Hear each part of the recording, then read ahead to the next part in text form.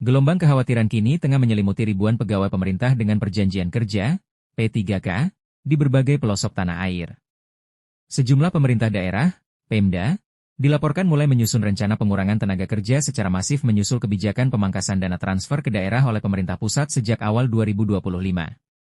Langkah pahit ini merupakan implikasi langsung dari pemberlakuan Undang-Undang Hubungan Keuangan antara pemerintah pusat dan pemerintahan daerah, UU HKPD. Dalam aturan tersebut, setiap daerah diwajibkan melakukan restrukturisasi anggaran, termasuk membatasi proporsi belanja aparatur agar tidak membebani anggaran pendapatan dan belanja daerah, APBD. Berdasarkan laporan yang dihimpun, pemangkasan TKD membuat pemerintah daerah kesulitan menutup defisit anggaran.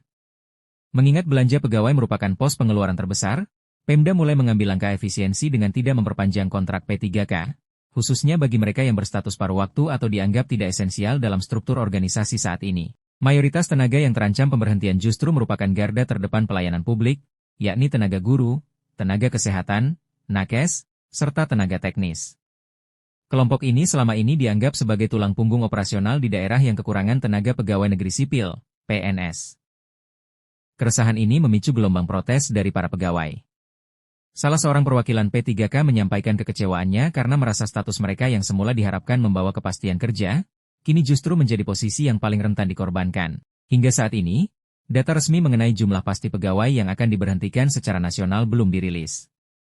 Meski demikian, sinyal dari berbagai daerah memperlihatkan tren serupa. Pemda berusaha keras menekan belanja pegawai demi mematuhi mandat UU HKPD. Merespons situasi yang memanas, Dewan Perwakilan Rakyat, DPR, meminta agar pemerintah pusat tidak kaku dalam menerapkan batas belanja pegawai.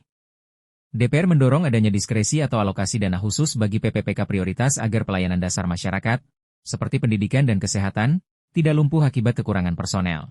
Fenomena ini kini menjadi ujian awal bagi pemerintahan Presiden Prabowo dalam menyeimbangkan antara ambisi efisiensi anggaran dengan stabilitas tenaga kerja. Publik ini menanti solusi konkret. Apakah pemerintah akan mempercepat transisi P3K menjadi PNS atau memberikan bantalan anggaran khusus guna menyelamatkan kualitas pelayanan publik di daerah? Bagaimana menurut Anda? Silahkan komen di kolom komentar.